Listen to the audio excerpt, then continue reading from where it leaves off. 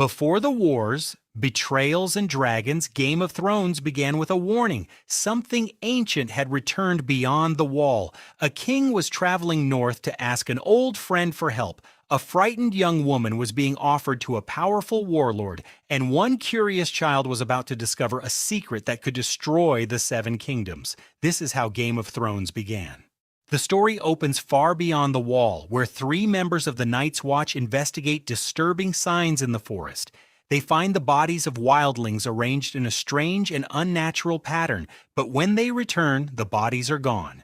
The men soon encounter something they believed existed only in old stories, a White Walker. One ranger is killed, another disappears. The final survivor escapes and runs south. This opening is extremely important because it reveals the real danger before almost every major character understands it. While the nobles of Westeros are preparing to fight over crowns, titles, and political power, an ancient enemy is already moving in the darkness. The struggle for the Iron Throne may appear to be the main conflict, but the first scene quietly tells us that humanity is focused on the wrong war. The surviving ranger reaches the lands of House Stark, but abandoning the Night's Watch is punishable by death. Lord Eddard Stark, known as Ned, personally carries out the sentence. His young son Bran is required to watch. Ned is not presented as a cruel man. He believes that the person who gives a death sentence must also accept the responsibility of carrying it out. Afterward, Bran explains that the deserter spoke about White Walkers. Ned does not believe the story. This creates one of the episode's first great pieces of dramatic irony. The audience has already seen the truth, but one of the most honorable and respected men in the North dismisses it as fear. Ned understands human duty, justice, and politics, but he does not yet understand the supernatural danger approaching his world. The deserter's execution and the discovery of the direwolves occur early in the episode after the threat beyond the wall is established. On their journey back to Winterfell, the Starks find a dead direwolf beside her surviving pups. There are 5 normal pups, one for each of Ned Stark's true-born children. At first, Ned wants the animals killed because they may not survive without their mother, but Jon Snow notices the meaning of what they have found. The direwolf is the symbol of House Stark, and there is one pup for every Stark child. Then, as the others prepare to leave, Jon hears another sound. Hidden away from the rest is a 6th pup. It is smaller, completely white, and different from its brothers and sisters. That pup belongs to Jon, the child who lives with the Stark family but is constantly reminded that he is not fully one of them. The direwolves are not merely pets. They reflect the personalities, paths, and identities of the children who receive them. Even in this first episode, Jon's white wolf shows us exactly how he sees himself, separate, silent, and standing just outside the family. At Winterfell, we meet the family at the emotional center of the early story. Ned Stark is the respected Lord of Winterfell. His wife, Catelyn, protects her family fiercely. Robb is their eldest son and expected heir. Sansa dreams of songs, princes, and life in the royal court. Arya rejects the behavior expected of a noble girl and is far more interested in weapons and adventure. Bran loves climbing Winterfell's towers. The youngest, Rickon, remains close to his family. And then there is Jon Snow, Ned's illegitimate son. Jon is raised beside the Stark children, but his position is never equal to theirs. During a gathering, Tyrion Lannister gives Jon an important lesson. Instead of hiding from the identity others use against him, he should accept it so it cannot be used as a weapon. That idea becomes central to Jon's entire journey. This peaceful introduction is also deliberately temporary. Winterfell looks secure, the family is together, and the children still believe the world outside is distant. By the end of the episode, the first cracks have already begun to appear. The quiet life of Winterfell changes when King Robert Baratheon arrives with the royal family. Robert and Ned were once close friends and fought together during the rebellion that placed Robert on the throne. But the reunion also introduces several characters who will shape the conflict ahead. Queen Cersei Lannister arrives with her twin brother, Jaime.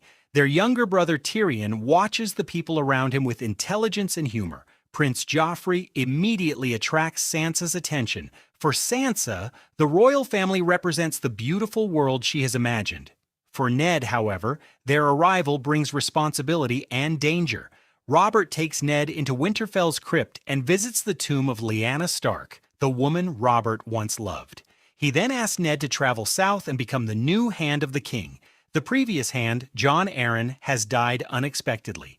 Robert also proposes a future marriage between Joffrey and Sansa, connecting houses Stark and Baratheon. To Robert, this is a reunion between two old friends. To Ned, it is an invitation into a political world he has always distrusted. Robert's visit, his request that Ned become Hand, and the proposed match between Sansa and Joffrey formed the episode's central political development. That night, Catelyn receives a secret message from her sister, Lysa Arryn. Lysa claims that Jon Arryn did not die naturally.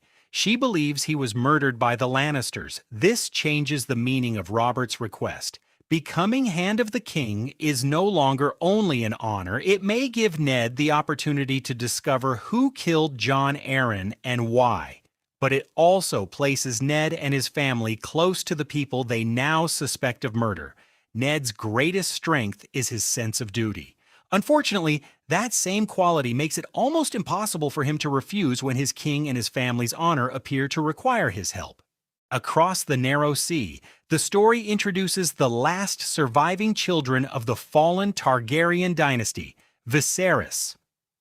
Targaryen believes the Iron Throne was stolen from his family. He has spent years dreaming of returning to Westeros and reclaiming it, but Viserys has no army. His plan is to marry his younger sister Daenerys to Khal Drogo, the leader of a powerful Dothraki Khalasar. In return, Viserys expects Drogo's warriors to help him invade Westeros. Daenerys has almost no control over this arrangement. She is frightened, isolated, and treated by her brother as something he can exchange for an army. At the wedding, Daenerys receives 3 ancient dragon eggs. At this point, they appear to be beautiful but lifeless treasures. For a first-time viewer, they are mysterious gifts. For anyone who knows Daenerys' future, they represent the first quiet sign that the Targaryen story is not finished. The episode introduces Viserys' plan to use Daenerys' marriage to Khal Drogo as a path back toward the Iron Throne. By this point, almost every major character is moving toward a future they do not understand. Ned is preparing to enter the dangerous politics of King's Landing. Sansa believes she may become a princess. Jon is considering joining the Night's Watch, hoping the Wall will give him purpose and honor. Daenerys is entering an unfamiliar marriage arranged for her brother's ambition. And Bran continues doing what he loves most, climbing the walls and towers of Winterfell. Each of these decisions appears separate, but Game of Thrones is building a world where one family's secret can affect an entire kingdom. While climbing an abandoned tower, Bran looks through a window and discovers Jaime and Cersei together. The truth is immediately dangerous. Cersei is the queen. Jaime is her twin brother.